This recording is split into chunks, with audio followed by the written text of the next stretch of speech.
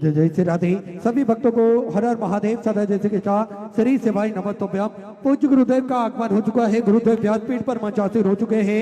व्यासपीठ को नमन करते हुए हम सबके प्रिय, हम सबके लाडले ठाकुर कल्लू जी महाराज के चरणों में नमन करते हुए परम सत्य, परम आदरणीय, विश्व विख्यात पूज्य गुरुदेव के पावन चरणों को नमन करते हुए और सभी संत भगवान के चरणों में नमन करते हुए आप सभी शिव भक्तों के चरणों में नमन करते हुए सुंदर कथा के प्रथम दिवस पे हम सभी प्रवेश करेंगे।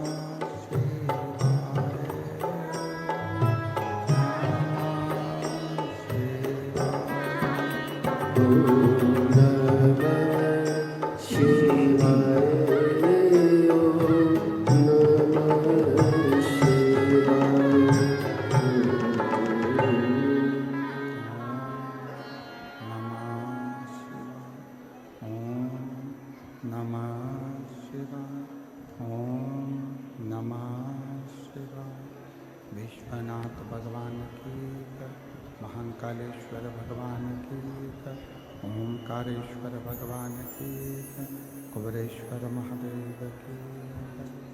हर हर महादेव, हर हर महादेव, हर हर महादेव, हर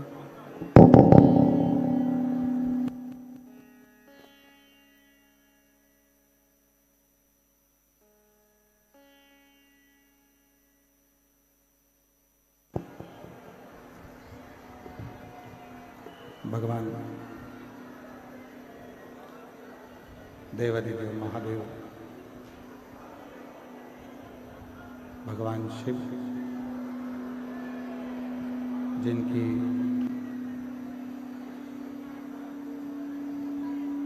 पुनीत पावन पवित्र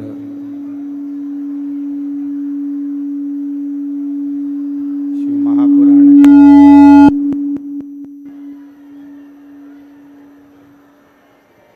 भगवान देवादिदेव महादेव की पवित्र पावन धरा त्रिवेणी का संगम जहाँ बैठकर भगवान शिव की पवित्र पावन शिव महापुराण की कथा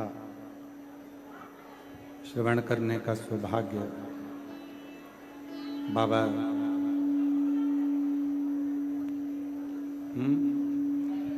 देवादिदेव महादेव की कृपा से, करुणा से, उनकी उदारता से आप और हम सभी को प्राप्त हुआ है।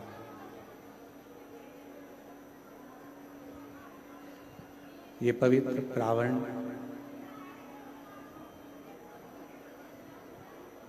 त्रिवेणी का तो संगम है ही, और त्रिवेणी के संगम के साथ में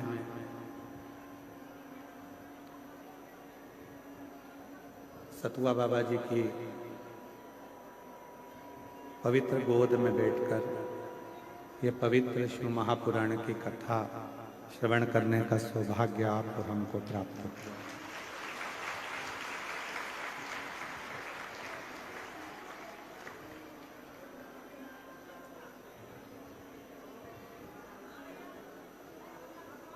सतुआ बाबा जी के इस पवित्र पावन सेवा शिविर में वर्तमान पीठ पर सतुआ बाबा जी की वर्तमान गादी पर विराजमान जगत गुरु महामंडलेश्वर श्री संतोषाचार्य जी महाराज सतुआ बाबा जी,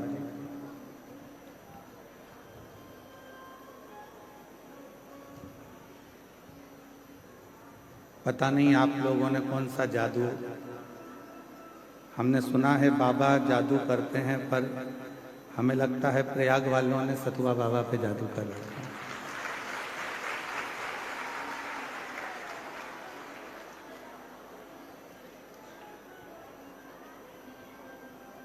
हमारी इतनी व्यस्तता होने के बाद भी बाबा जी ऐसा कोई दिन नहीं छोड़ते जिस दिन प्रयागराज के मेले में आने के लिए फोन ना करते, और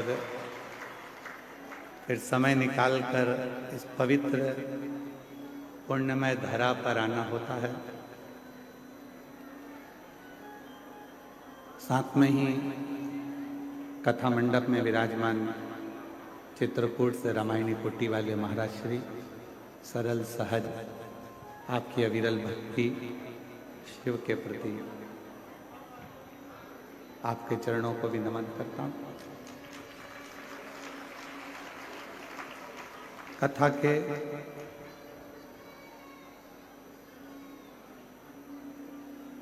के मुख्य यजमान श्री मती सुमित्रा विजय दुबे जी, सीमा मदन दुबे जी, अंजलि कपिल दुबे जी, शिवांगी सचिन तिवारी जी खुरई मध्य प्रदेश से हैं। एक बार इनके लिए जोरदार ताली बजाकर स्वागत वंदन। जहाँ बैठे हों यजमान परिवार खड़े हो जाए, यजमान कहीं बैठे हैं तो खड़े हो जाए। बहुत बहुत साधुवाद आपको। एक बार सुमित्रा विजय दुबे जी के लिए, सीमा मदन दुबे जी के लिए, अंजलि कपिल दुबे जी के लिए, शिवांगी सचिन तिवारी जी के लिए, खुरई मध्य प्रदेश से पधारे हैं। एक बार जोरदार ताली बजाकर उनका साधुवाद, जिन्होंने इस पवित्र कथा का यजमान पद ग्रहण किया। एलईडी चालू करिए, एलईडी वाले पीछे की एलईडियां चालू करें।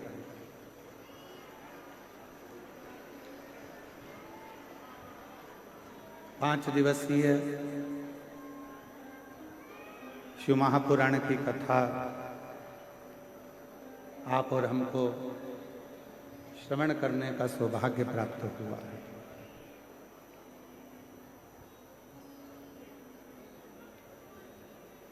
इन 5 दिनों में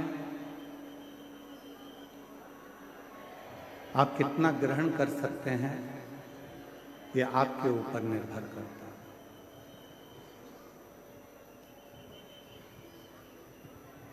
त्रिवेणी के तट पर आए और सिर पे गंगा का लोटा तो भरकर ले गए, पर गंगा जैसी शीतलता लेकर नहीं गए, तो यहाँ पर आना आपका व्यर्थ हो गया।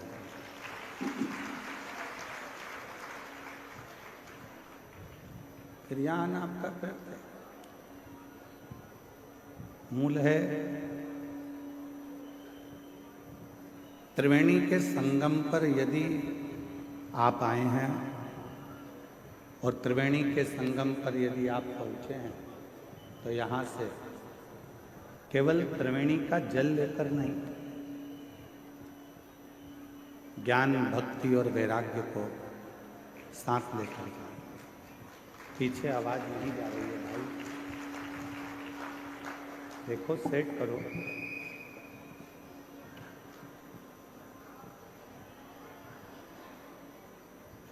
त्रिवेणी का तट,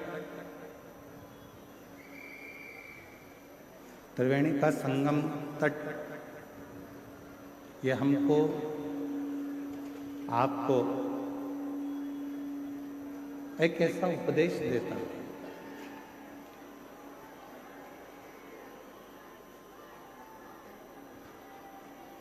पीछे केवल बढ़ा, पीछे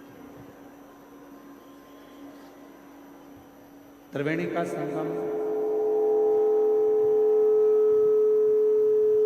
आपको और हमको एक ऐसा उपदेश देता है कि यहाँ आने के बाद में व्यक्ति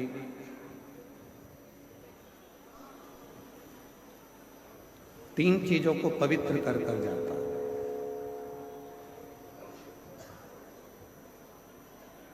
वो तन, मन और धन। उधर चोंगों की आवाज नहीं जा रही है, कहाँ, जहाँ कोने कोने पर लोग चारों तरफ बैठे हुए हैं, बाहर की ओर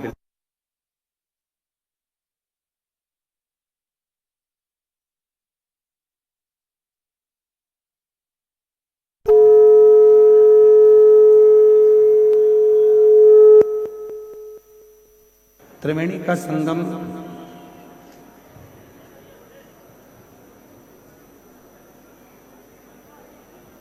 तीन पवित्र कर देता है, तन को, मन को और धन को। यहां आने के बाद में आप केवल तन नहीं धो रहे,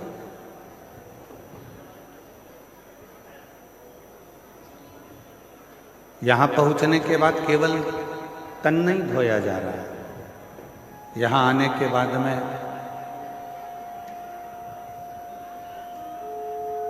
मन भी धोया जा रहा है और धन की शुद्धि भी हो रही है। स्पीकरों को बढ़ाइए, स्पीकरों को, जिससे उधर भी कोने में आवाज सभी जगह पहुंचे। स्पीकर की आवाज कम है।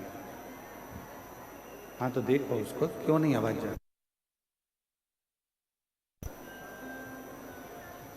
तन, मन और धन की पवित्रता कहीं पर है तो वो त्रिवेणी के संगम पर, इस प्रयागराज की भूमि पर है, जहां व्यक्ति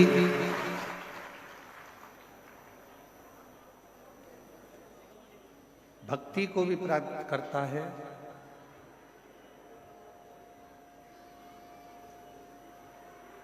मुक्ति को भी प्राप्त करता है, और एक अलग से एक तेज पुंज, एक शक्ति।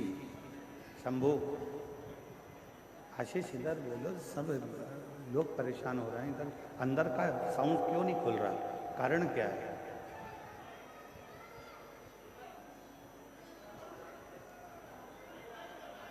इस त्रिवेणी के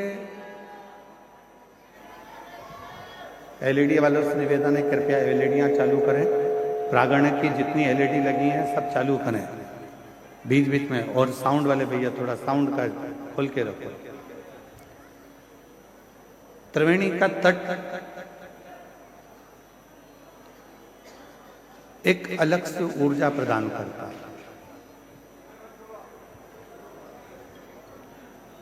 त्रिवेणी का तट एक अलग से बल प्रदान करता है। और हम फिर निवेदन करेंगे कि सारी दुनिया में आप शिव महापुराण की कथा को श्रवण करते हो, और यदि त्रिवेणी के घाट पर बैठकर ये कथा सुनते हो तो तीन चीजें तो मेरा त्रिगुणाकार, त्रिकालदर्शी, त्रिनेत्रधारी, त्रिपुंडधारी, त्रिशूलधारी और त्रिनेत्रधारी भगवान आपको दे ही देगा। बोलबम का नारा है, सारी समस्या का हल श्री शिवाय। त्रिवेणी के संगम पर त्रिकालदर्शी, त्रिनेत्रधारी, त्रिपुंडधारी, त्रिशूलधारी, त्रिलोकी के नाथ देवाधिदेव महादेव की कथा सुनकर हम भी यहां से तीन चीजें लेकर जाएंगे। एक लेकर जाएंगे मन की शांति, दूसरे नंबर पर लेकर जाएंगे हम मन की शीतलता, और तीसरे नंबर पर लेकर जाएंगे हम अच्छे विचार, अच्छी सोच, अच्छी बुद्धि।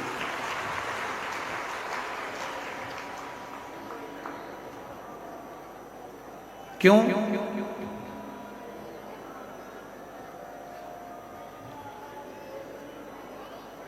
आपकी जेब में जो पैसा रखा हुआ है उसके बहुत सारे बाटेदार हैं।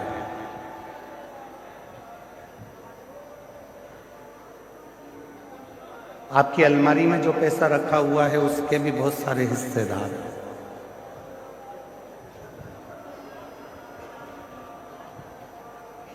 आपके बैंक में जो पैसा रखा हुआ है उसके भी बहुत सारे हिस्सेदार हैं।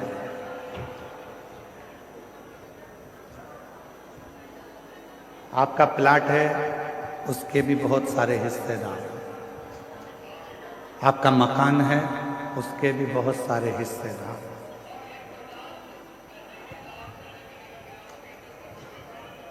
आपकी जमीन के, आपकी प्रॉपर्टी के, आपके धन के,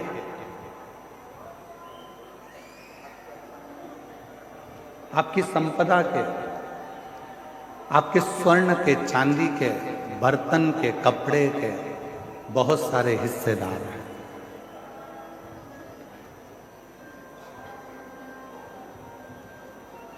जितना भी आपके पास में धन है उसके ढेरों हिस्सेदार होंगे, पर एक धन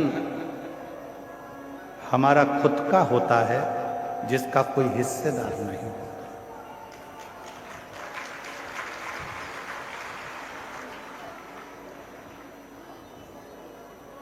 सब धन के हिस्सेदार हैं, पर एक धन है, उस धन का कोई हिस्सेदार होता ही नहीं है। वो धन है आपका दुख, आपकी तकलीफ, आपका कष्ट, आपकी बीमारी, आपका रोग। वो धन एक ऐसा धन है जिसका कोई भी हिस्सेदार नहीं बनता। हम आपसे पूछें, प्रयागराज में आई हुई मेरी जीजियों से, मेरे जीजाओं से, मेरी बेटियों से, बेटाओं से, मेरे बुजुर्ग माँ बाप से मैं एक प्रश्न करूं, आपकी कमर में दर्द होता है तो उसका कोई हिस्सेदार होता है क्या? आपके सिर में दर्द होता है तो उसका कोई हिस्सेदार होता है क्या? आपके पलंग के तकिए के नीचे अगर कोई 500 के नोट की गड्डी रखी है तो उसके बहुत सारे हिस्सेदार हैं।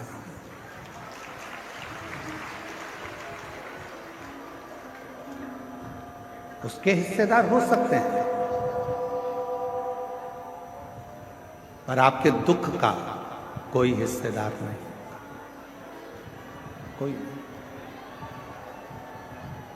आपकी तकलीफ का कोई हिस्सेदार नहीं हो। परशु महापुराण की कथा में पार्वती खंड में उमा संहिता में भगवान शंकर ने पार्वती जी से कहा है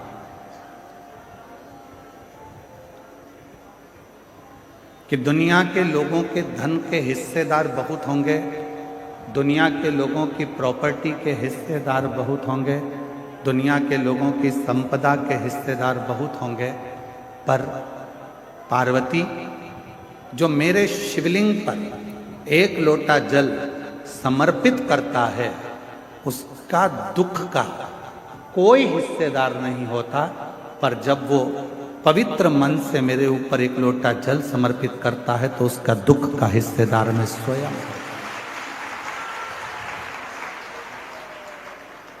उसके दुख का कोई हिस्सेदार होगा तो वो शिव होगा।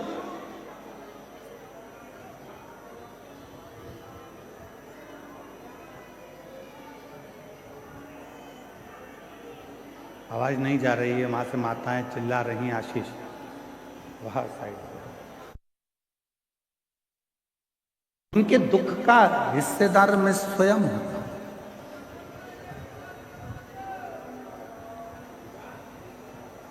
इनके एक आदमी को पीछे भेजो तो वो सुन लेगा वहां से।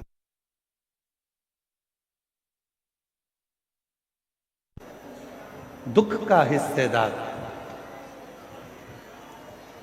शिव कह रहे हैं कि जब कोई एक लोटा जल समर्पित करता है, जब कोई एक लोटा जल मुझे देता है, तो वो जब दुखी होता है तो उसके दुख का निवारण करने के लिए मैं स्वयं उसके दरवाजे पर पहुंचकर उसके दुख को काट देता हूं। उसके दुख को समाप्त करने की जवाबदारी मेरी हो जाती है। उसकी तकलीफों को समाप्त करने की जवाबदारी मेरी हो जाती है।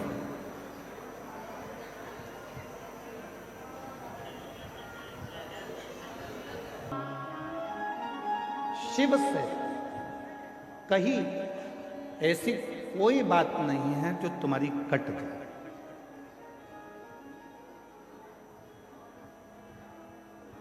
शिव जी से करी हुई प्रार्थना ऐसी कोई नहीं है जो तुम्हारी प्रार्थना को शिव स्वीकार ना करे, शंकर स्वीकार ना करे।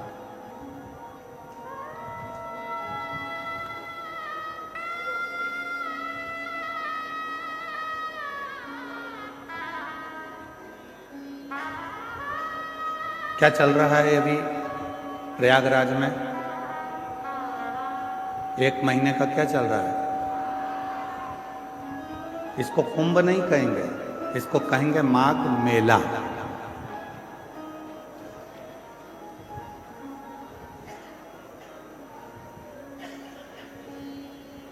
रामचरितमानस में भी इसका वर्णन है। संत आते हैं, निवास करते हैं, 1 महीना रुककर सत्संग करते हैं और फिर चले जाते हैं।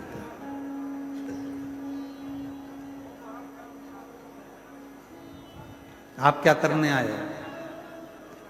2 तरह के संत होते हैं, एक ठेठ का, दूसरा पेट का। जो ठेठ का संत होता है वो एकांत में छिपकर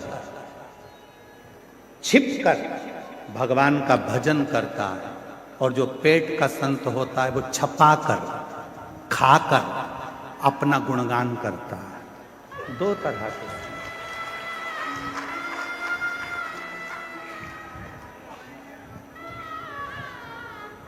एक छपाकर खुश होता है, एक छिपकर खुश होता है।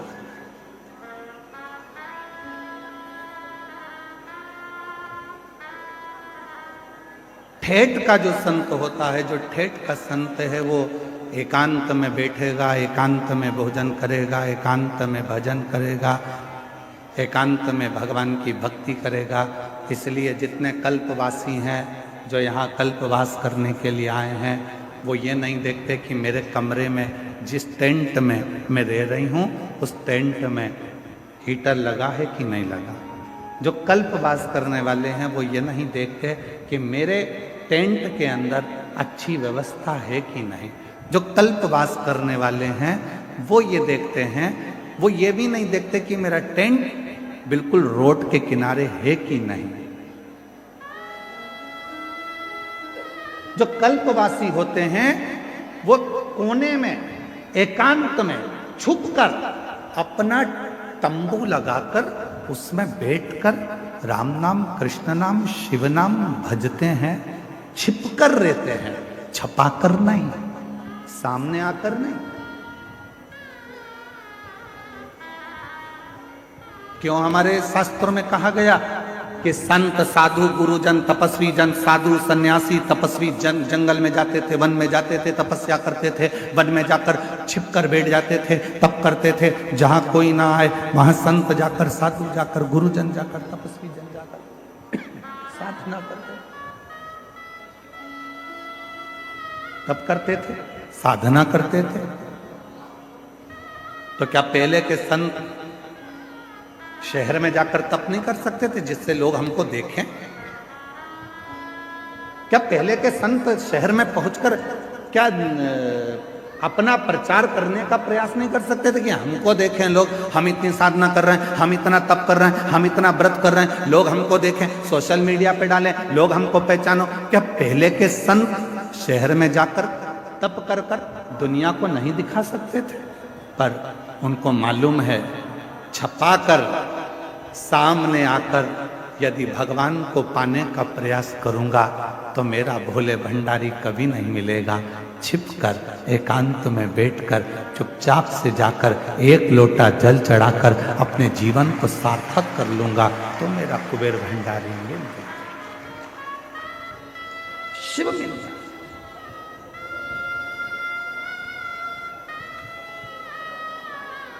कई लोग कहते हैं गुरुजी हम सवेरे सवेरे तैयार नहीं हो पाते और लोटा लेके मंदिर में पहुंच जाते हैं जल चढ़ाने, चलेगा क्या? हमने कहा चलेगा।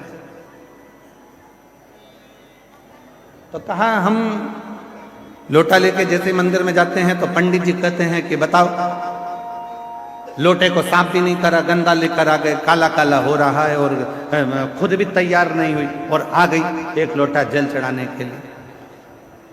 तो हमारा निवेदन है, हाथ जोड़कर कह देना, मैं कितनी भी तैयार हो जाऊं, मेरा भोले बाबा मेरे ऊपर के रूप को नहीं देखता, मेरा भोले बाबा तो मेरा मन देखता।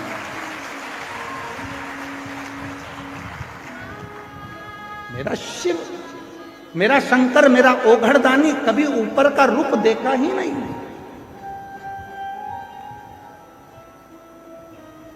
आप कितने सुंदर हो,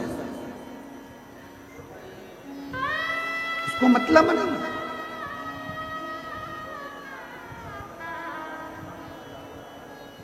वो नहीं देखेगा। तुम्हारी जितनी भी डिग्रियां हैं ना, इंजीनियर की, डॉक्टर की, कलेक्टर की, आईजी की, डीआईजी की, कमिश्नर की, पुलिस की, इंजीनियर की, तुम्हारी जितनी डिग्रियां हैं सारी डिग्रियां केवल पृथ्वी पर देखी जाएगी। वहां तो केवल एक डिग्री देखी जाएगी, तूने पृथ्वी पर जाकर पुण्य कितना करा, सत्कर्म कितना किया, भजन कितना किया, नाम जाप कितना किया, स्मरण कितना किया, कीर्तन कितना किया, मंत्र जाप कितना किया, वो डिग्री उस परमात्मा के यहां देखी।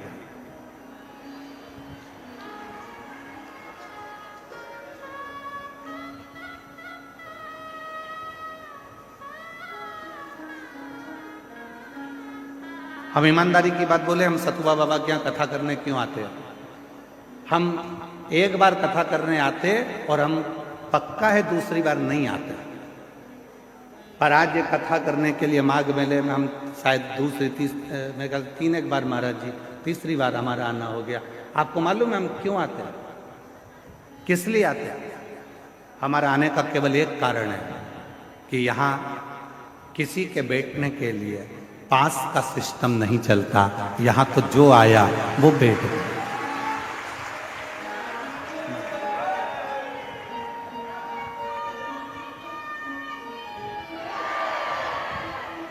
यहाँ हमारा आने का केवल एक कारण है कि यहाँ बहुत सारे बैरिकेड बनाकर, ये नहीं कि जिसने धन दिया वो आगे बैठेगा, जिसने कम दिया वो राइट में बैठेगा, और कम दिया तो वो लेफ्ट में बैठेगा।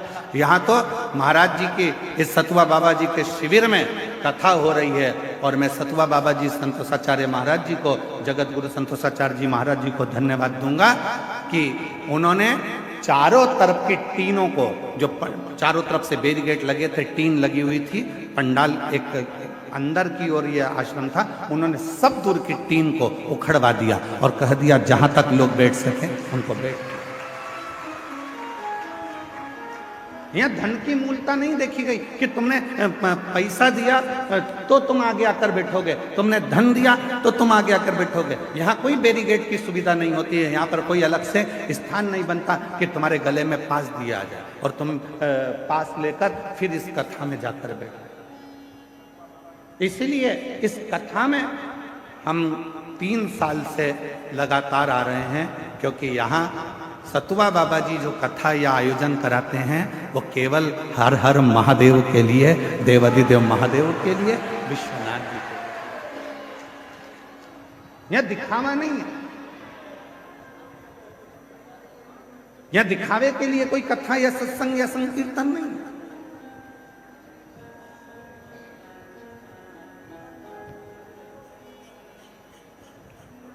यहां तो केवल आपकी अविरल भक्ति, आपका भजन, स्मरण, कीर्तन और मंत्र,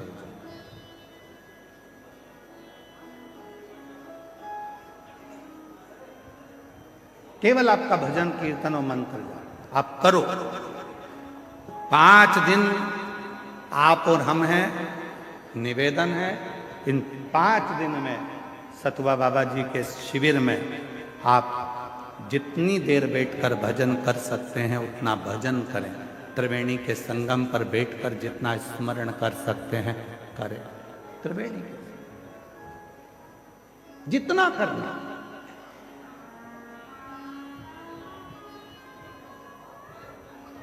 और नहीं तो हम तो एक बार आते और एक बार में देख लेते कि भैया यहाँ तो कुछ अलग बात है, तो फिर हम ना आते। महाराज जी, हमारी आदत थोड़ी सी बड़ी गलत है। हम जहाँ देख लेते हैं कि गड़बड़ है तो हम वहाँ जाते नहीं, परंतु हमने देखा यहाँ कोई वीआईपी पास नहीं, कोई वीआईपी ट्रीटमेंट नहीं। और आप लोग यहाँ पंडाल में रात्रि को रुके हो गए, आपसे किसी ने कहा कि 500 रुपये दो, जम के बोलो जरा। नहीं, किसी ने आपसे कहा कि 1000 रुपये दो आगे बैठने का, कोई नहीं। इसीलिए हमारा मन सतुआ बाबा जी के इस शिविर की ओर हर साल खींच कर लेकर आ जाता है और यहाँ कथा कर। महाराज ये भाव आप, और मैं आपको इस चीज के लिए धन्यवाद दूंगा, जितनी सरलता आप में इतने वर्षों में हम दर्शन कर रहे हैं, आपकी ये सरलता पूरी जिंदगी भर रहे और आपका स्नेह सत्सर, ये अविरल भक्ति, इसको भक्ति कहते हैं, इसको विश्वास कहते हैं, इसको भरोसा कहते हैं, दृढ़ता। शिव क्या है? मेरे शंकर भगवान के यहां पर भगवान नारायण भी अगर आए हैं तो शिव जी के सम्मुख में आकर खड़े होकर लक्ष्मी जी भगवान नारायण से कहती हैं कि आप भगवान शंकर को कुछ देकर प्रसन्न कर लीजिए।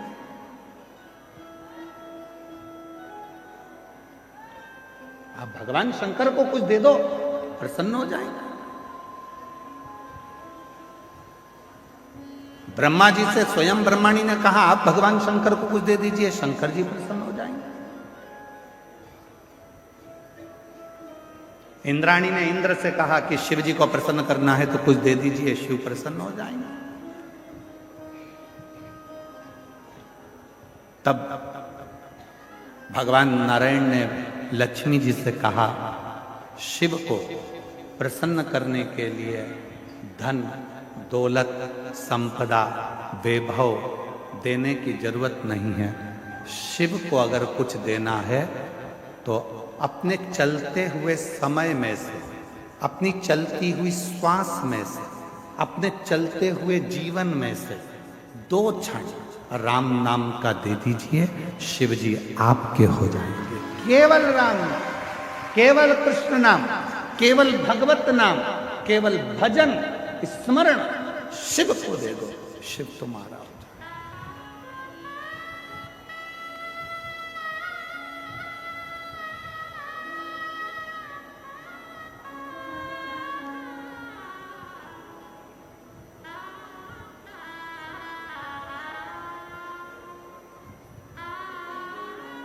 आज घूमने के लिए जाऊंगा सतुआ बाबा जी आपके साथ में, मन है मेरा। पूरे प्रयाग में मुझे घूमकर देखना है कि कौन से करोड़पति सेठ ने यहां पर भंडारे खोल के रखे।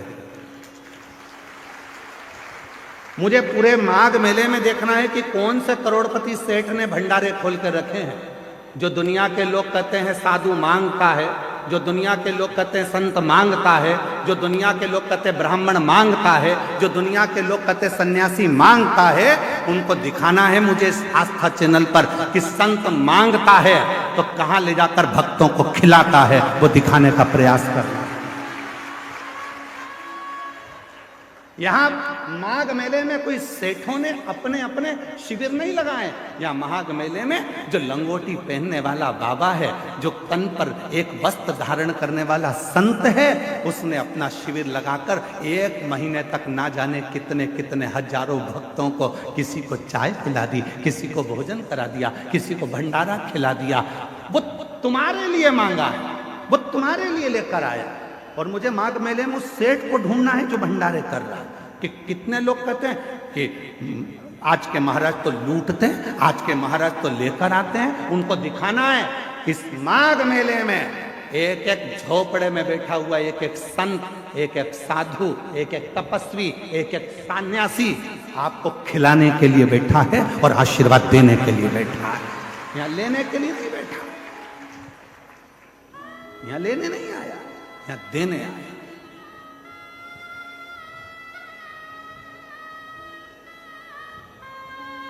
और कोई कोई कहते हैं बाबाओं के पास इतना माल कहां से आता है, क्योंकि बाबाओं के पास एक काम है, बाबा जितना देता है उतना ऊपर वाला उसको देता है। तुम देना चालू करो, बाबा जैसा तुम्हें भी देना चालू कर देगा।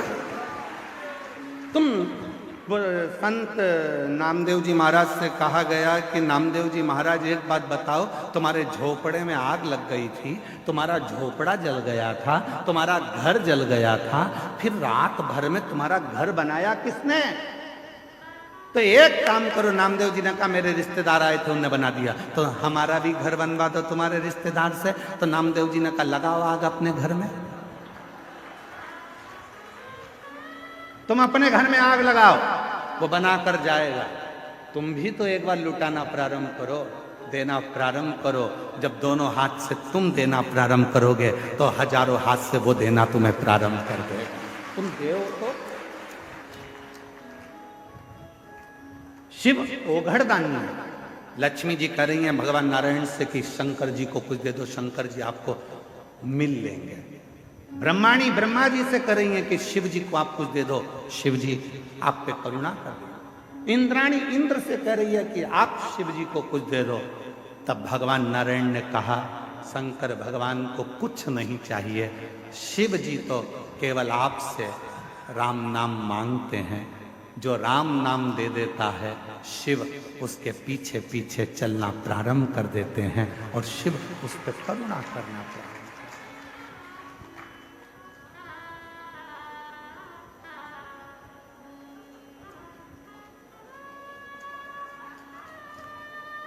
ऐसे दयालु नाथ से रिश्ता बनाइए, ऐसे दयालु नाथ से। मेरी जीजियों, सबको आता है ना? आप सबको मालूम है हम हमारे भजन नहीं बदलते। हम ज़्यादा भजनों को इसलिए नहीं बदलते क्योंकि कथा में आप जितनी देर बैठो तो आप लोगों को मालूम होना चाहिए कि जो भजन गुरु जी गाएंगे वो भजन आपको भी गाना, क्योंकि हमारे भजन नहीं होते। हम भगवान से प्रार्थना करते हैं इन शब्दों के माध्यम से कि हम पर भी कृपा करें। तो आपको भी अपनी वाणी में बोलना है, एक वर दे दो अंतिम श्वास तक तेरी कृपा। आखिरी सांस तक तू मिलता है। आई माघ मेले में 5 दिन की शिवपुराण सुनने के लिए आई। मैं जानती हूं कि मैं 1 महीना कल्पवास नहीं कर सकती, मेरे बच्चे छोटे हैं। मैं 1 महीना माघ मेले में नहीं रह सकती क्योंकि मेरा परिवार बड़ा है। 1 महीना मैं बाबा इस माघ के मेले में कल्पवास नहीं कर सकती क्योंकि मैं घर में परिवार को लेकर चलने वाली हूं। पर बाबा आज विश्वास से कहती हूं 5 दिन भी अगर मैं इस पंडाल में बैठकर कथा सुनूं तो मेरे भोले बाबा, हे मेरी गंगा मैया, मेरे इस 5 दिन की रात्रि को कल्पवास की 1 महीने की रात्रि मान ले, उतना फल देना मुझको। मैं 5 दिन रहूंगी, 5 दिन तेरा भजन करूंगी और 5 दिन में मुझे विश्वास है तू मुझे खाली नहीं भेजेगा, मेरी झोली खुशियों से भरकर भेज देगा। मेरा विश्वास है, मेरा भरोसा है।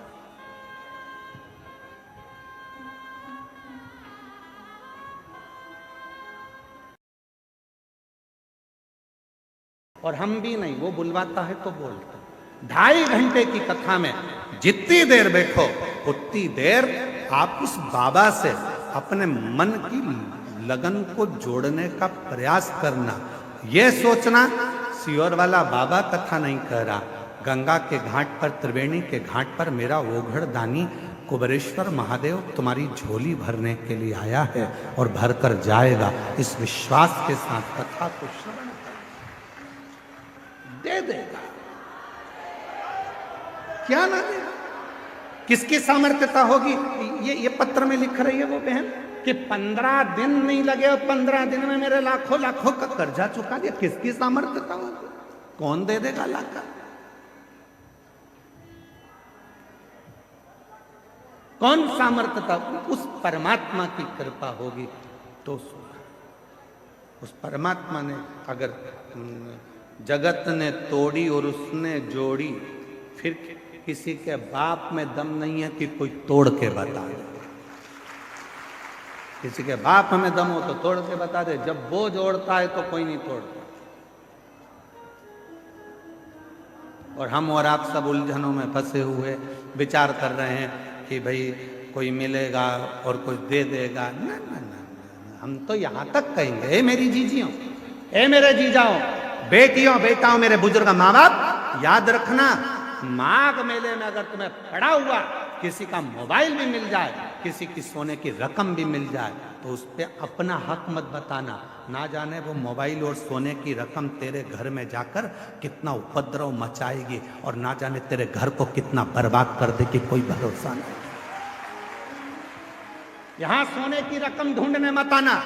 यहां कई लोग होते हैं गंगा का पानी उतरता है तो चुंबक को डाल डालकर उसमें से सोने चांदी के सिक्के ढूंढा करते हैं। अरे धिक्कार है जो गंगा का पानी उतरने पर तुम सोने और चांदी के सिक्के ढूंढते हो। गंगा का पानी उतरने पर तुम उस मिट्टी में महादेव को ढूंढने का प्रयास करना तो शायद तुम्हारी जिंदगी संवर जाए, शायद तुम्हारी जिंदगी संवर जाए। शिव महापुराण की कथा कहती है जिस तालाब का जल कम होता है, जिस कुएं का जल कम होता है, जिस नदी का जल कम होता है, जिस सरोवर का जल कम होता है, वहां की मिट्टी को लाकर जब पार्थिव लिंग का निर्माण कर कर पूजन किया जाता है तो उस नदी का जल स्तर जितना बड़ा होता है, उस नदी में जितना पानी पहले भरा होता है, उतना भंडार भोलेनाथ उसके घर में भरना चालू कर देते हैं। ये हमारा शास्त्र प्रमाण है। शिव को बनाने के लिए उसमें से मिट्टी ढूंढो और तुम क्या ढूंढ रहे हो? चुंबक डाल के पैसा, चुंबक डाल के सिक्का, और लगे कितने हाथ में? 100, 200, 500, 1000, 2000, 1 लाख, 1.5 लाख रुपए हाथ में लगे होंगे। इससे ज्यादा क्या लगेंगे? 2 लाख लगे होंगे, इससे ज्यादा क्या लगेंगे? पर यदि उसमें से जब नदी का स्तर नीचे जा रहा था, कुएं का पानी कम हो रहा था, तालाब का पानी कम हो रहा था, जलाशय का पानी कम हो रहा था, उस समय पर वहां की मिट्टी को लाकर पार्थिव का निर्माण करते, शिवलिंग बनाकर उसकी पूजन कर कर विसर्जन कर देते, तो नदी पूर्व में जितनी भरी हुई थी उतना भंडार मेरा भोलेनाथ तेरे घर का भर देते। ये हमारा शास्त्र का। एक बार हमने ये कथा पहले कही है, तो किसी ने पूछा क्यों गुरुजी, उस मिट्टी में ऐसा क्या हो जाता है कि भगवान शंकर जितना उस नदी में पानी भराता है उतना भगवान उसका घर का भंडार भर देता है, उस नदी में ऐसा क्या हो जाता है, उसकी मिट्टी में ऐसा क्या हो जाता है। तो शिव महापुराण की कथा में आता है कृष्णेश्वर महादेव की कथा, 12 ज्योतिर्लिंग में से 12वां ज्योतिर्लिंग। सुधर्म नाम के ब्राह्मण की 2 धर्म पत्नी थी, घूष्मा और सुदेहा।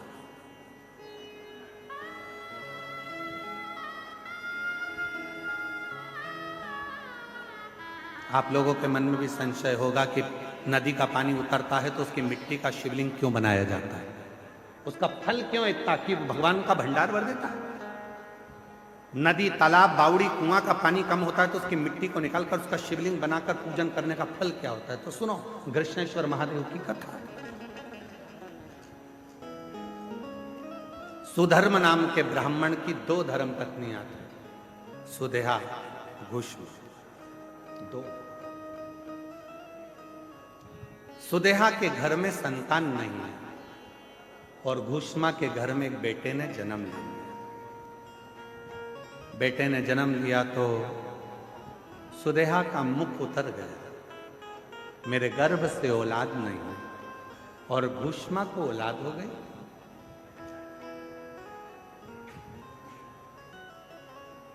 सुधर्म ने अपनी पत्नी घूष्मा से कहा कि तेरे गर्भ से यदि एक बच्चा हो सकता है तो तेरे गर्भ से और भी बच्चे जन्म ले सकते हैं। तेरा जो बेटा है इस बेटे को तू सुदेहा को दे।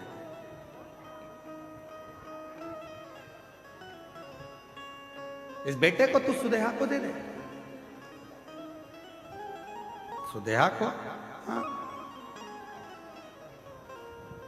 ठीक है।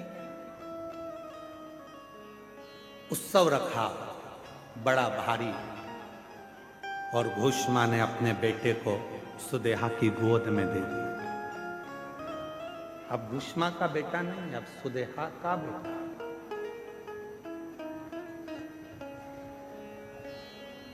सुदेहा का बेटा।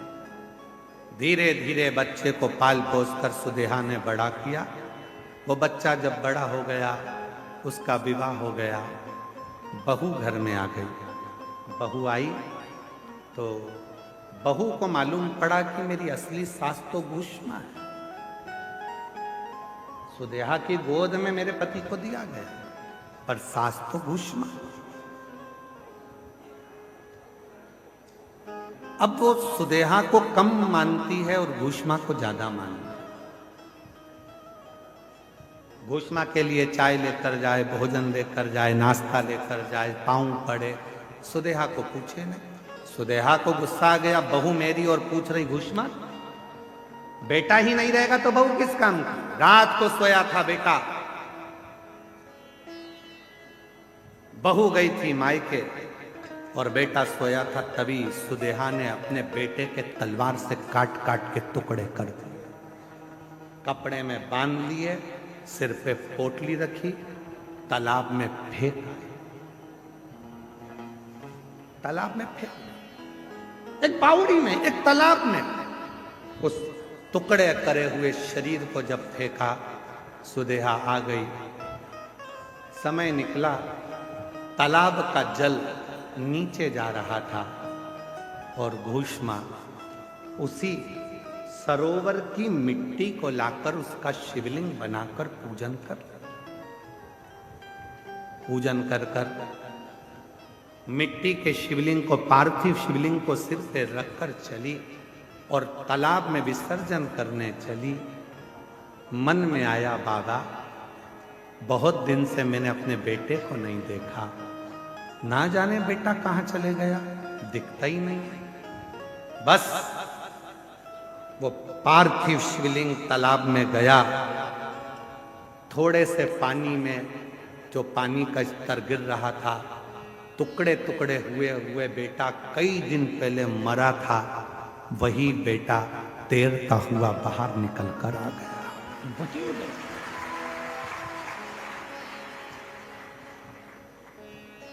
चीख पड़ी, मेरा बेटा और पानी में। मां से गले लगा, बेटा तू पानी में कैसे आ गया? पता नहीं, पर अंदर कोई बाबा था। दोनों पति पत्नी ने मेरी बहुत सेवा की। भूष्मा ने आवाज लगाकर कहा, बाबा मैं जानती हूं कोई दूसरा बाबा नहीं आ सकता, बाबा तो मेरा महादेव ही होगा। बाबा आओ दर्शन तो दो। तब मेरे भोलेनाथ निकल कर बाहर आए और कहा, भूष्मा जिस सरोवर में ना जाने कितने पार्थिव शिवलिंगों का निर्माण होकर विसर्जन हुआ, वो मिट्टी इस सरोवर में जमती चली गई और उसी मिट्टी के भाग से तूने मेरे शिवलिंग का निर्माण करा। तो जितने जितने पार्थिव लोगों ने पूर्व में बनाए थे उन सब का कण कण मिलकर तूने मेरी आराधना करी, तो तेरा मरा हुआ बेटा भी जिंदा तुझे प्राप्त हो, जिंदा प्राप्त हो गया। बाबा मेरा मन है कि आप इस भूमि पर निवास करो। शिव जी ने कहा, तथास्तु, मैं तेरे नाम से कृष्णेश्वर महादेव के नाम से 12वें ज्योतिर्लिंग के रूप में इस पृथ्वी पर विराजमान। 12वां ज्योतिर्लिंग का जो पूजन होता है, कृष्णेश्वर महादेव का जो पूजन होता है, कृष्णेश्वर महादेव की जो आराधना होती है, वो दुनिया के लोग जिस दिन समझ गए यहाँ जल का स्तर नदी का गिरा, गंगा जी थोड़ी खाली हुई, तुम चुंबक लेकर पहुंच गए, पैसा ढूंढने पहुंच गए, सोना ढूंढने पहुंच गए, चांदी ढूंढने पहुंच गए, नदी तालाब बावड़ी का स्तर गिरा, तुमने उसका पानी में सोना चांदी ढूंढा नहीं। जैसे ही नदी तालाब बावड़ी का पानी नीचे आए, उसकी मिट्टी को लाकर एक बार पार्थिव शिवलिंग का पूजन करो और आराधना करो। जैसे तेरी नदी का जल बढ़ता है, खूब बढ़ता है, ऐसे मेरे घर में भंडार भरना, सौभाग्य बढ़ना, संतान बढ़ना, वैभव बढ़ाना, तू कृपा करना। जैसे कृष्णेश्वर पर, भूष्मा पर तूने करुणा करी, वैसे मुझ पर कृपा करना। वो करेगा, पर हम उल्टे हैं, हम पैसा ढूंढ रहे हैं।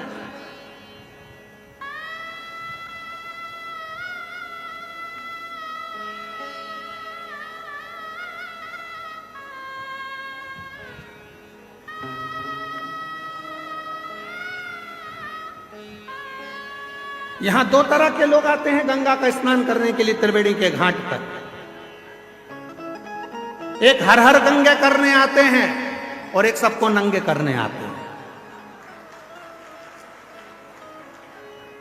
यहां त्रिवेणी के घाट पर 2 तरह के लोग आते हैं। एक हर हर गंगे करने आते हैं, बिना कोई भी विचार करे, बस गंगा का स्नान, पूजन अर्चना, ध्यान, आराधना, साधना, स्मरण, भक्ति, छिपकर छुपाकर नाम जप करना, भोजन भंडारा कराना और चले जाना।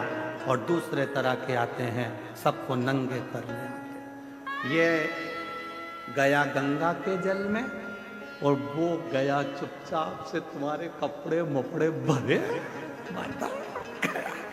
और तुम बाहर निकलते सी पूछा कपड़े रखे थे, तो बाहर खड़े हुए बोले तुम कर रहे थे हर हर गंगे, वो कर रहे थे तुम्हें नंगे। गया ले।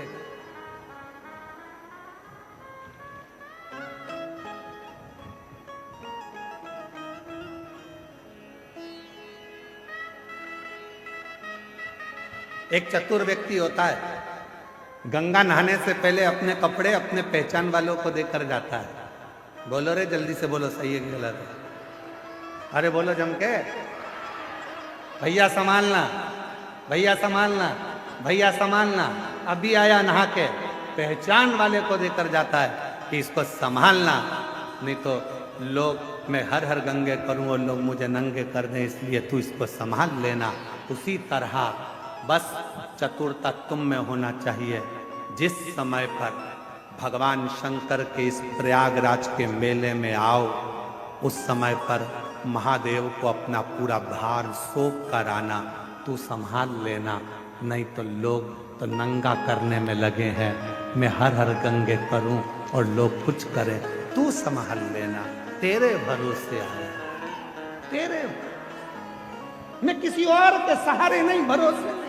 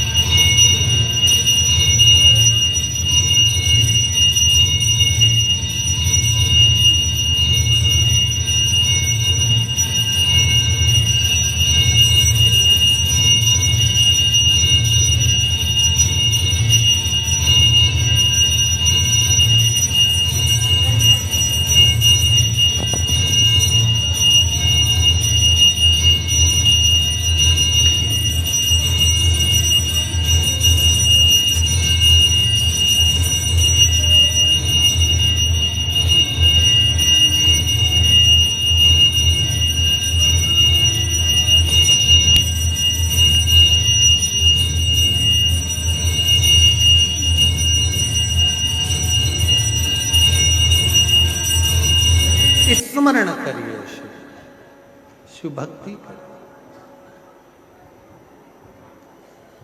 एक देवराज नाम के ब्राह्मण से इस कथा का प्रारंभ हुआ है।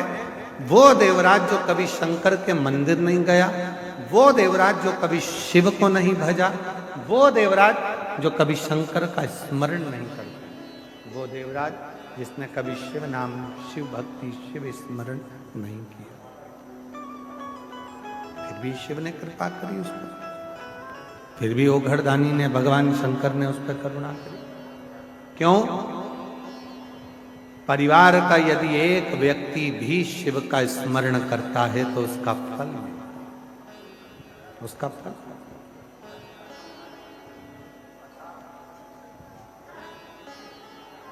आप लोगों को मालूम है कि नहीं मालूम, हमको नहीं पता।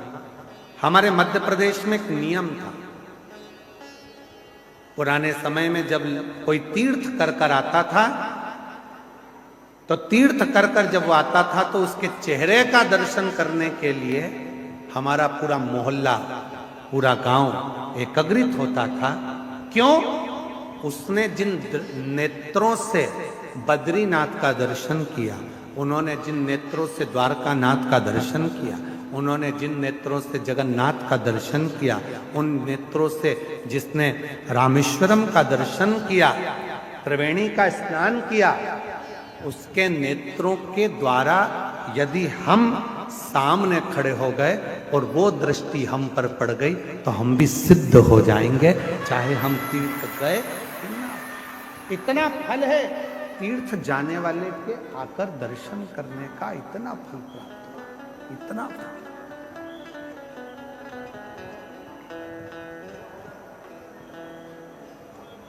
और मेरी जीजी हो, मेरे जीजा हो, मेरी बेटी हो, मेरे बेटा, मेरी माता, मेरे बुजुर्ग माता पिता,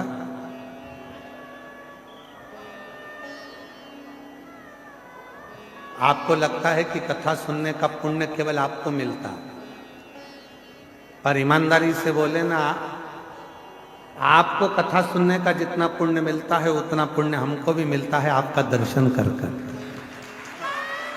आपका दर्शन कर कर। आपके भीतर जो शंकर भगवान की अविरल भक्ति विराजमान है, ना आप गादी देखते हो, ना चादर देखते हो, ना ठंड देखते हो, ना गर्मी देखते हो, ना बारिश देखते हो, बस उसके भरोसे आश्रित होकर कथा सुनने के लिए चल देते हो, बैठ जाते हो। भोजन मिला तो ठीक, ना मिला तो ठीक, आया तो ठीक, ना आया तो ठीक, नहीं तो कथा तो सुन।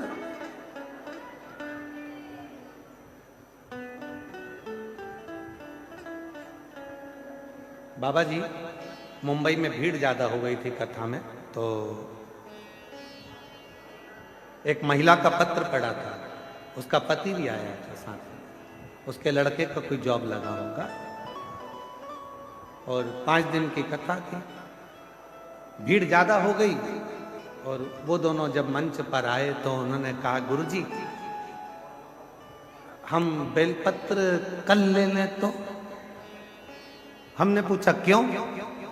कहा हम 4 दिन से नहाए नहीं। तो हमने पूछा क्यों, तो कहा नहाने जाते और जगह चली जाती तो इसलिए हम नहाने भी नहीं। हमने कहा ये बेलपत्र तुम साथ में रखो, बिना नहाए भी पवित्र हो, दिल साफ हो, जाओ ले जाओ इस बेलपत्र। जगह संभालना है, हमें कथा श्रवण करना है। कथा कल हमारे बाबा जी कर रहे थे, रमणी कुटी वाले महाराज जी कल बाबा जी कर रहे थे, 3 दिन पहले से श्री शिवाय नमस्तुभ्यम चालू हो गया है।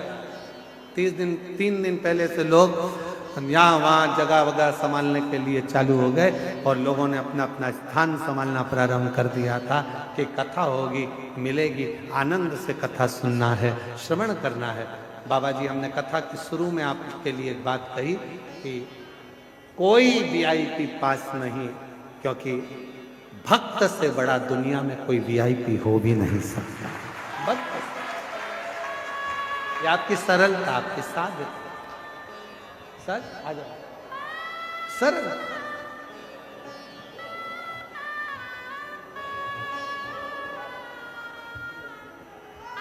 बधाई आपको, बहुत बधाई है। एक आपकी बेटी को दो, उससे कहो सारी समस्या का हल एक लोटा जल सब समस्या का निवारण कर।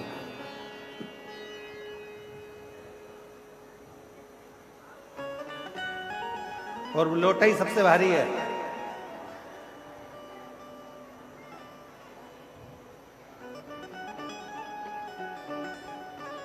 सबसे भारी।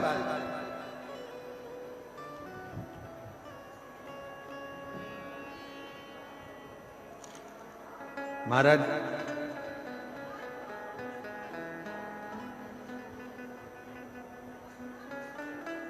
शिव नाम में तो वो बल है, जब आप एक बार दिल से पुकारते हो तो बाबा आपके भंडार भरना, आपके दुख मिटाना प्रारंभ कर देते हैं।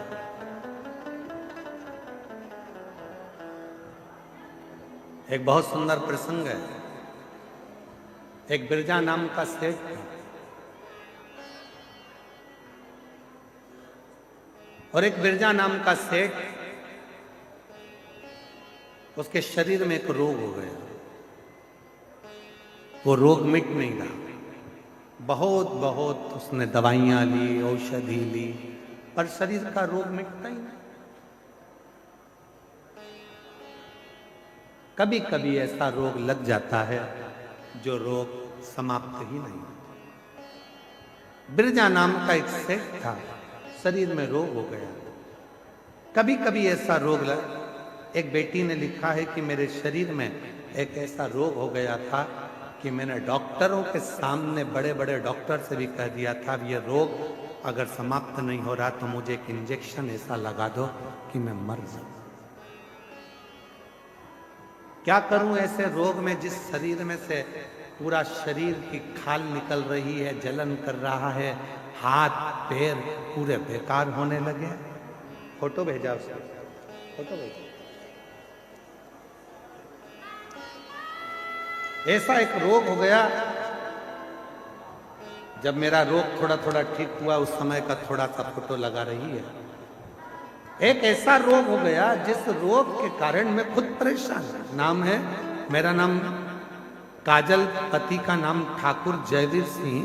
हमारा मोबाइल नंबर ये। काजल जी कहीं बैठी हो, आप ही हैं? एक बार इससे हाथ हिला दो, आ जाइए एक बेलपत्र लेकर। 2020 में एक रोग लग गया हाथ पैरों में। मैं फोटो लगा रही हूं, इतनी टूट गई अंदर से कि डॉक्टर से कह दिया कि अब या तो ये रोग ठीक हो जाए। दवाइयां लगवाती, इलाज करवाती, पर मेरे हाथ और पांव दोनों ही खराब हो गए। गुरुदेव, तब मैंने डॉक्टर से कहा, डॉक्टर साहब अगर रोग नहीं मिट रहा तो मेरे दोनों हाथ और पैर काट दो, या तो दोनों कटवा दो या इंजेक्शन लगवा दो जिसमें कोई जहर मिला हो जिससे मैं मर जाऊं। अब मुझसे ये सहन नहीं। हाथ बेकार, पांव बेकार होने लगे। तब 2020 में रोग हुआ, 2024 तक इलाज करवाया, 2024 में मेरी दीदी से मुलाकात हुई। तब वो एक दीदी ने मुझसे कहा कि तू शंकर जी के मंदिर में जाकर 1 लोटा जल चढ़ाना प्रारंभ कर, मंदिर में जाया कर और वो जल हाथ पैरों में लगाया कर। मैं जल को पाँव में कैसे लगाऊं? तू तो बाबा से कहे कि मुझे दवाई दो। शिव जी का चढ़ा जल तू तो पाँव में भी लगा, बाबा से दवाई कहते, और दवाई के रूप में जल लाकर हाथ और पैर में लगाने लगी। गुरुदेव, जिस रोग का इलाज नहीं था, आज बाबा की कृपा से मेरा पूरा रोग समाप्त हो गया। मैं बाबा को यहाँ प्रणाम करने, नमन करने, जैसे इस बहन ने पत्र में लिखा वैसा ही एक शिव महापुराण की बड़ी सुंदर कथा है। बिरजा ठाकुर, बिरजा सेठ, एक बिरजा नाम का सेठ था। बहुत पैसा था, बहुत धन था, वैभव था, सत्ता थी, कुर्सी थी, पद था, प्रतिष्ठा थी, सब में कहना मानते थे, सब कुछ था। पर उस बिरजा के शरीर में एक रोग हो गया। वो रोग मिट नहीं रहा, रोग समाप्त नहीं। बहुत प्रयास किया, वो रोग नहीं, दवाइयां, औषधि सब।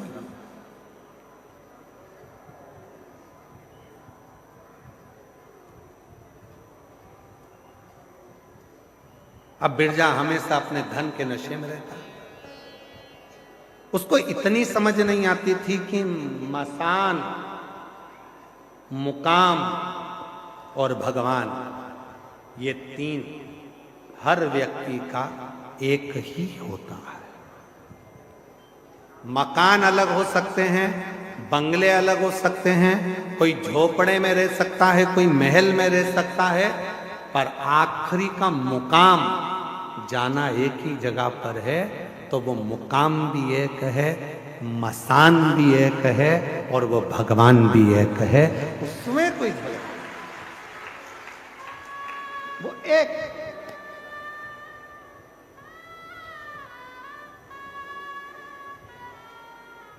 आज के जमाने में लोग कहते थे, लोग अपने अपने भाव में कहते हैं राम जी का, ये लोगों की सोच है। व्यासपीठ कभी सोच नहीं करती इस तरह का कि राम बढ़े कि कृष्ण बढ़े कि शिव बढ़े कि पार्वती जी बढ़ी कि ये बढ़े कि वो बढ़े।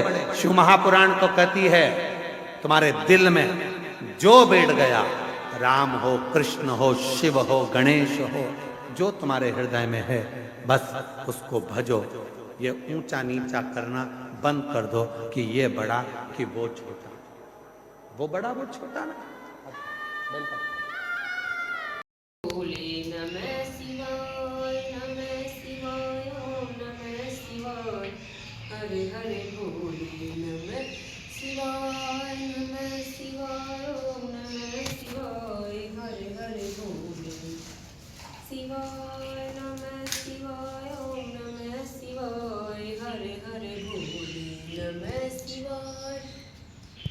श्री शिवाय नमस्तुभ्यं, श्री शिवाय नमस्तुभ्यं, श्री शिवाय नमस्तुभ्यं, श्री शिवाय नमस्तुभ्यं, श्री शिवाय नमस्तुभ्यं, श्री शिवाय नमस्तुभ्यं, श्री शिवाय नमस्तुभ्यं, श्री शिवाय नमस्तुभ्यं। सेठ शरीर में लग गया रोग, धन था, वैभव था, सत्ता थी, सब कुछ था, पर शरीर का रोग नहीं छूटा। व्यक्ति समझता नहीं है, वो सोचता मकान, दुकान, बंगला, जमीन, जायदाद, गाड़ी, महल, यही मुकाम है। नहीं, जन्म लेने वाले व्यक्ति की तीन चीजें एक जैसी होती है। पहले नंबर पर मकान अलग हो सकते हैं पर मसान एक ही होगा। इंसान अलग हो सकते हैं पर भगवान एक ही होगा। मंजिलें अलग हो सकती है पर मुकाम एक ही होगा। जन्म लेने वाले व्यक्ति का मसान, मुकाम और भगवान एक ही होता।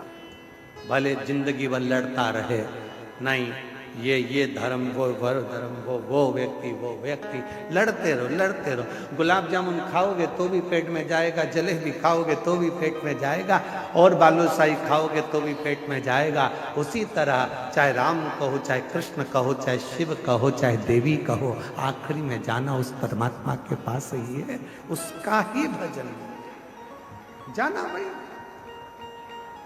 फिर भी हम भटक रहे। कोई आकर कह देता है अभी राम जी का क्रेज ज्यादा है कि शिव जी का क्रेज ज्यादा है कि कृष्ण जी का क्रेज। ना ना ना, तुम्हारा क्रेज हो सकता है पर भगवान का नहीं। भगवान तो भगवान है।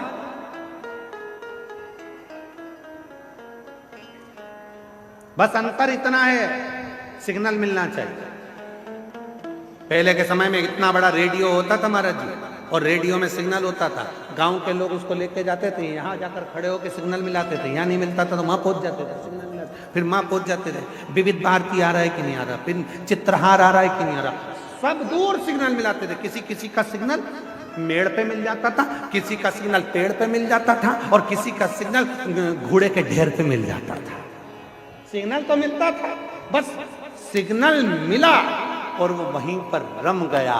उसी तरह तुम कथा में जाते रहो, एक दिन सिग्नल मिल जाएगा तो वो भी तुम्हें अपना बना लेगा। सिग्नल मिलना चाहिए। सबके रेडियो चालू रखो, सबका मन परमात्मा मेरे भोलेनाथ से सिग्नल मिलाते, और किसी के चैनल चेंज करा करो। ओम नमः शिवाय, ओम नमः शिवाय, ओम नमः शिवाय, सिग्नल नहीं मिल रहा। नमः शिवाय, नमः शिवाय, सिग्नल नहीं मिल रहा। कभी कभी श्री शिवाय नमस्तुभ्यं थोड़ा टच हो रहा है, हल्की हल्की आवाज आ रही है, ऐसा लग रहा है मेरा भोलेनाथ अब मेरे दुख काटना प्रारंभ कर रहा है। सिग्नल मिल रहा है, सिग्नल। भले तुम पेड़ पे थे, चाहे घोड़े के ढेर पे थे, चाहे जमीन की मेड़ पे थे, सिग्नल तो सिग्नल है। तुम कहीं पर भी रहो, मेरा शंकर तुम्हें ढूंढ कर तुम्हें एक दिन राज सत्ता में, आनंद में, सुख में, प्रसन्नता में बिठा कर ही रहेगा। वो शिव सिग्नल।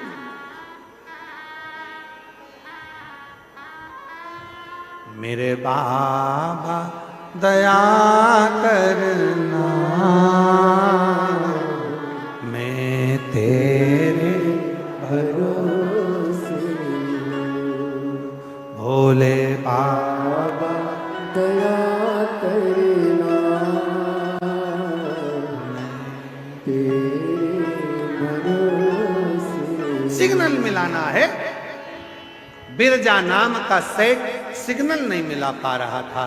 धन तो था पर मन पवित्र नहीं था, शरीर में रोग हो गया था, बीमारी हो गई थी। देखो शिव भक्त के दर्शन का फल क्या होता है। इसलिए गुरु जी से कभी नहीं कहना चाहिए कि हमारे सिर पे हाथ रखो।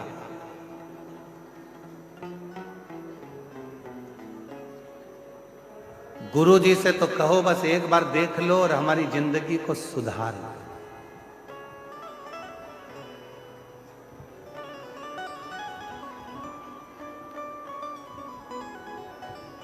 लोग कहते हैं गुरु जी बहुत दुखी हूं, सिर पे हाथ रख दो। अरे पागल हो गए। अब यहाँ सतुआ बाबा के शिविर में एक जगह पर डीपी लगी होगी, लाइट की डीपी, चारों तरफ से सेव करके रखी होगी, उसको कोई हाथ ना लगा ले। आप में से कितने लोग हैं जो रोज सुबह शाम डीपी को छूते हैं? खटका छूते हो, लाइट का। पंखा चालू करना है, बंद करना है, पंखा पर लाइट का कनेक्शन, वो डीपी, वो टावर, वो पावर, उसको कोई टच नहीं करता। पर ना जाने कहां से सुख चढ़ गया, हाथ लगा दो, डीपी से कनेक्शन जोड़ रहे हो, डायरेक्ट फाल्ट हो जाओ। सिर पे हाथ रख दो, बाबा जी हमारा कल्याण हो जाएगा। बाबा जी बोले दूर रे, डीपी से दूर, बल्ब शार्ट हो जाएगा, पंखा शार्ट हो जाएगा, दूर। पर ना जाने कौन सा शोक चढ़ा है, हाथ रख दो। और बाबा उन भी ऐसे हो गए, आजा बेटा, आजा आजा, और सिर पे हाथ रख, ना ना चलो दूर हटो, दूर हटो, चलो। इसलिए हमने तुमसे एक रिश्ता बनाया, बहन और जीजा जी का रिश्ता। ये मेरी जीजी, तुम मेरे जीजा। दोनों रिश्ते ऐसे हैं कि दोनों में तुम हमारे पांव नहीं पड़ोगे, हम तुम्हारे पड़ेंगे। दोनों रिश्ते ऐसे, तुम हमारे पांव मत पड़ना, हम तुम्हारे पड़ेंगे। जीजी की शादी करेंगे तो जीजी के भी पड़ेंगे और जीजा के भी पड़ेंगे। और जिस दिन जीजा ने हरकत करी तो सिर भी पड़ सकते हैं, पांव की जगह। ये तो रिश्ता हम निभाए तुमसे, तुम मत पांव पड़ो, थोड़ा दूर रहो। लाइट कनेक्शन से थोड़ी दूरी बनाओ। पहले के संत साधु गुरुजन तपस्वी जन साधक उपासक थोड़ी दूरी बनाते थे। भैया मेरे को छूना नहीं, ए भैया पांव मत पड़ना, ए भैया नमन करो, दूर से करो, छूना नहीं। हम डीपी के कनेक्शन के पास मत। इसलिए कोई सदगुरु, कोई शंकर का भक्त, कोई शिव का परम उपासक जब तुम्हें मिले तो उससे कहना, बस एक नजर कृपा की कर दो भोले भंडारी, निर्धन की झोली भर दो भोले भंडारी। केवल एक बार देख लो बाबा, उतने में मेरा दुख कटना प्रारंभ हो जाएगा। मुझे हाथ नहीं रगवाना, केवल देख, केवल केवल ये तुम्हारे बीच में तुम लोग जम जम के चिल्लाते हो ना, नई नई डिजाइन में, हार हार। हमें सब मालूम है तुम क्यों चिल्लाते हो, कि एक बार देखे तो, एक बार देखे तो। बहुत चतुर हो तुम, ए उत्तर प्रदेश वालों, बहुत चतुर। और उत्तर प्रदेश वाले ही नहीं, हमने तो कहा है जितने शंकर जी के भक्त हैं महाचतुर होते हैं, बहुत चतुर। एक लोटा जल, सारी समस्या का हल। ये किसी से माथा भिड़ाते ही नहीं है, ये ज्यादा माथा भिड़ाने का काम इनके पास है ही नहीं। ये तो अपनी मस्ती में जीते हैं, अलमस्त रहते हैं, भगवत भजन करते हैं, एक लोटा जल चढ़ा के शंकर के मंदिर में झाड़ू पोछा करते हैं और अपनी जिंदगी को मस्त जीते हैं। बिरजा सेठ, शरीर का रोग नहीं गया, बीमारी नहीं गई, बड़े दुखी हो गया बिरजा सेठ, बहुत तकलीफ में हो गया। तब जा रहा था, वहीं से एक शिव भक्त निकल कर आ रहा, शिव भक्त।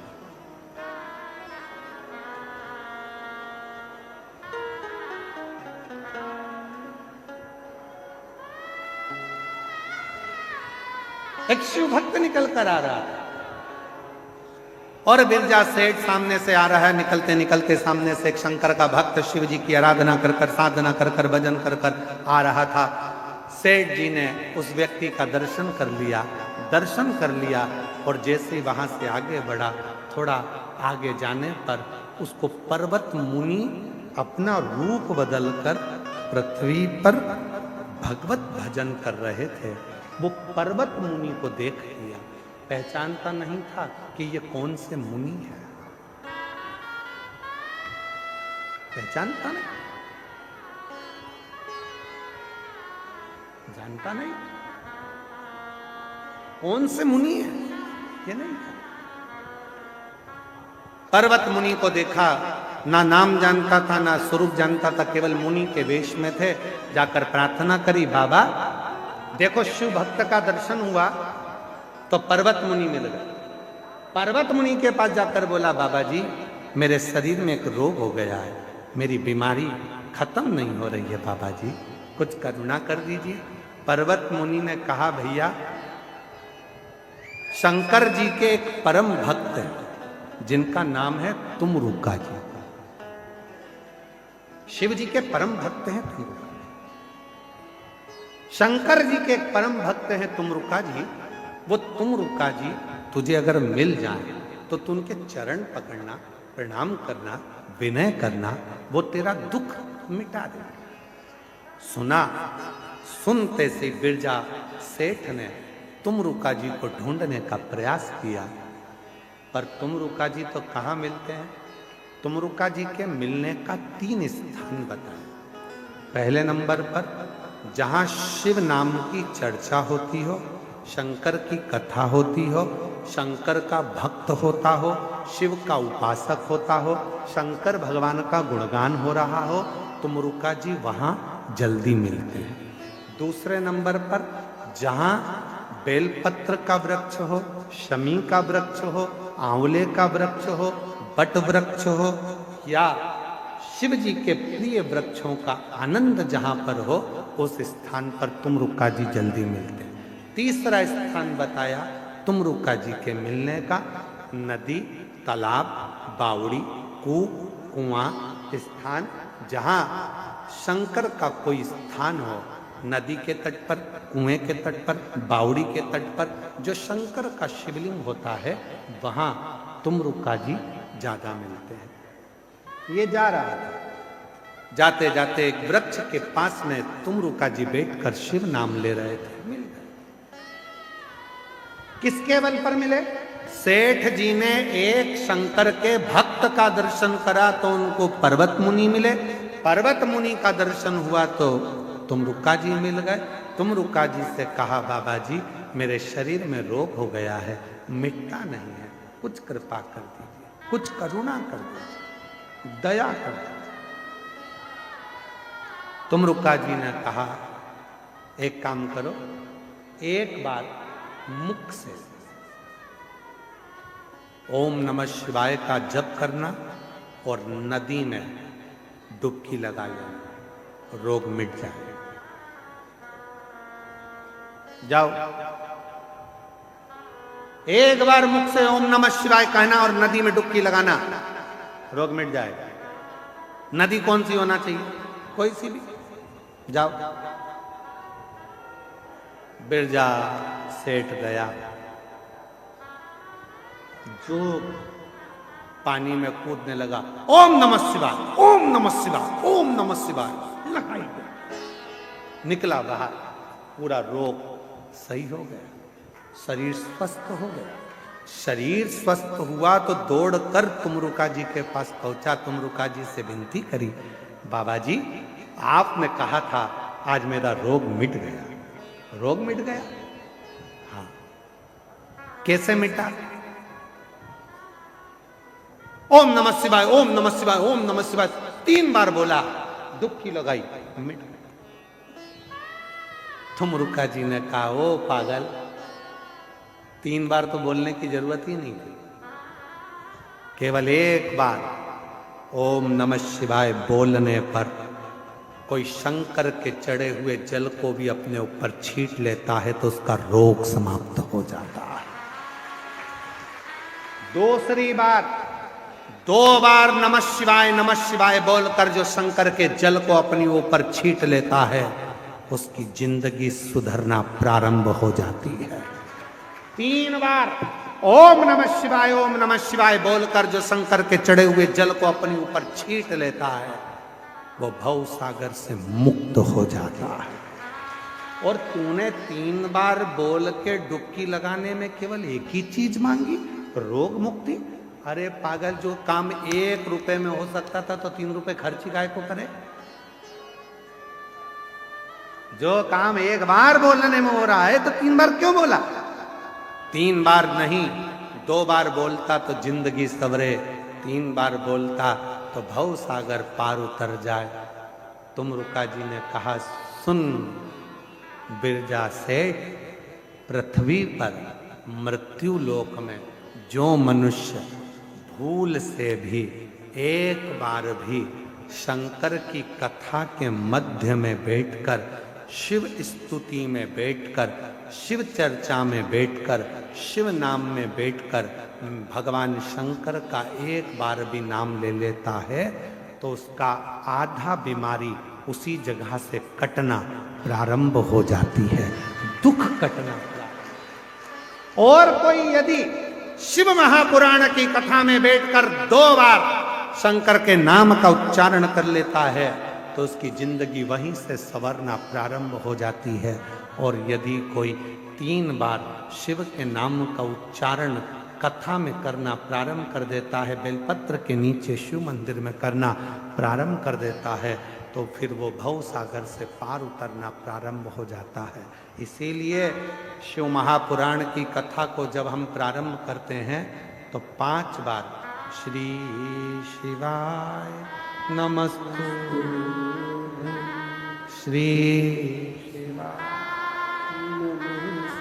और कथा का जब प्रारंभ होता है उस समय पर ओम नमः शिवाय, ओम नमः शिवाय, ओम नमः शिवाय। कितनी बार बोलते हैं? पूरी कथा की लिस्ट निकाल कर देख लो, 30 साल की। 30 साल की लिस्ट में आपको जो भी मिलेगा वो 3 बार ओम नमः शिवाय, ओम नमः शिवाय, ओम नमः शिवाय 3 बार बोलने के बाद फिर रुक जाते हैं, फिर वापिस 3 बार बोलते हैं, फिर रुक जाते हैं, फिर 3 बार बोलते हैं। पर 3 को ही हम समेट कर चले। त्रिगुणाकार, त्रिकालदर्शी, त्रिनेत्रधारी, त्रिपुंडधारी का नाम उच्चारण और फिर निवेदन करें। यदि कोई व्यक्ति कहता है कि गुरुजी मेरा ये काम नहीं हो रहा, मुझे इस काम में सफलता नहीं मिल रही, मेरी गवर्नमेंट जॉब नहीं लग रही, मेरे साथ में ये प्रॉब्लम खड़ी हो गई, वो प्रॉब्लम का हल नहीं हो रहा, हम तुमको 3 स्थान देते हैं। उस जगह पर तुम 3 बार 3 बेलपत्र रखकर भगवान के नाम का उच्चारण कर शिव को चढ़ाना प्रारंभ करो। पहला, कुआं, बावड़ी, तालाब, नदी, सरोवर, कोई भी स्थान के किनारे पर बैठकर 3 बार पंचाक्षर मंत्र या षडाक्षर मंत्र ओम नमः शिवाय, ओम नमः शिवाय, ओम नमः शिवाय। जलाशय के पास में बैठकर 3 बेलपत्र हाथ में रखकर भगवान शंकर का नाम लीजिए।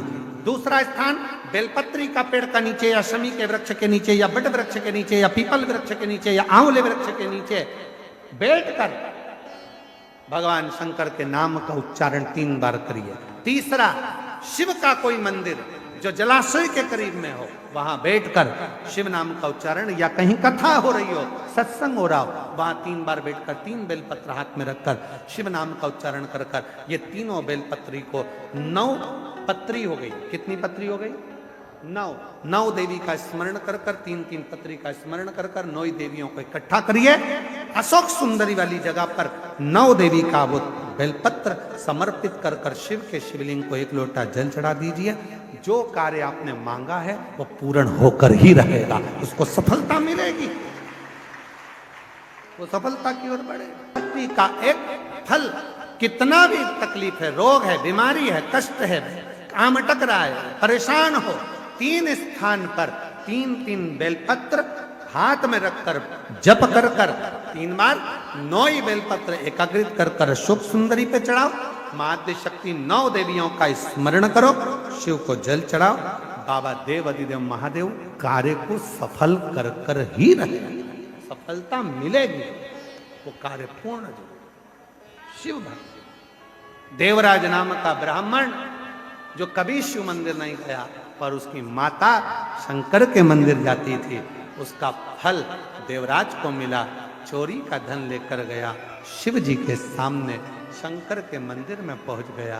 बाबा ने करुणा करी, जब प्राण छूटे शिव धाम चले गया। एक बिंदुक नाम का ब्राह्मण जिसकी धर्म पत्नी का नाम चंचुला है। चंचुल, हमारा एक निवेदन पूर्व में भी रहा है और इस कथा के पंडाल में आज फिर निवेदन कर रहे हैं। कृपया अंदर प्रांगण में सामान बेचने वाले बिल्कुल ना आए, आप लोगों से करबद्ध निवेदन है। सामान बेचने वाले कोई भी आप लोग इस प्रांगण में, मंदिर के इस कथा के मंडप में या कथा के पंडाल में ना, इसका ध्यान रखें। आप लोगों को जो भी बेचना है आप बाहर जाकर बेचें, पर जो कथा सुनने वाले हैं उनके बीच में जाकर कोई सामान ना बेचें, इसका ध्यान रखें। एक बिंदुक नाम का ब्राह्मण पत्नी चंचुला देवी ने उसके प्राण छूटने पर जब वो प्रेत योनि में पड़ गया, शिव कथा को श्रवण करा। ईश्वर जी गोरा जी कथा का रसतत्व श्रवण करे और भगवान शंकर ने उस कथा को स्वीकार कर आनंद लिया। ऐसी पवित्र कथा 5 दिवसीय शिव महापुराण की कथा सतुबा बाबा सेवा शिविर में खाक चौक में त्रिवेणी संगम पर माघ मेले में चल रही है। आप सब 5 दिन की इस कथा को अपने जीवन में उतार कर सार्थक बनाएं। जहां जगह मिले, रोड पर मिले तो रोड पर बैठें, पंडाल में मिले पंडाल में बैठें। सावधानी से अपने सामान की सेफ्टी रखें, चेन, अंगूठी, मोबाइल, पर्स का ध्यान रखें, बच्चों का, बुजुर्गों का ध्यान रखें। जो प्रयागराज में रहने वाले व्यक्ति हैं, अपनी अपनी गाड़ी से जब जाओ तो धीरे धीरे जाओ, आराम से जाओ। और आरती होने के बाद भूमि की रज को अपने मस्तक पर, हृदय पर अवश्य लगाएं। आरती का क्रम प्रारंभ होगा। मैं आशीष जी आरती के नाम का उच्चारण करेंगे और आरती के बाद सभी लोग अपने अपने गंतव्य की ओर कथा का लाभ लेंगे, अपने जीवन को धन्य। श्री शिवाय नमस्तुभ्यं, श्री शिवाय नमस्तुभ्यं, श्री शिवाय नमस्तुभ्यं, श्री शिवाय नमस्तुभ्यं, श्री शिवाय नमस्तुभ्यं, श्री शिवाय नमस्तुभ्यं, श्री बाबा तेरी बेटी की लाज राख ले बाबा भोलेनाथ शंभुनाथ शिवाय नमस्तु हे मेरे बाबा हे मेरे भोले बाबा शिवाय नमस्तु जय श्री भोलेनाथ की हे मेरे भोले बाबा शिवाय नमस्तुभ्यं, श्री शिवाय नमस्तुभ्यं, श्री शिवाय नमस्तुभ्यं, श्री शिवाय। राधे राधे शास्त्री जी। नमस्तु।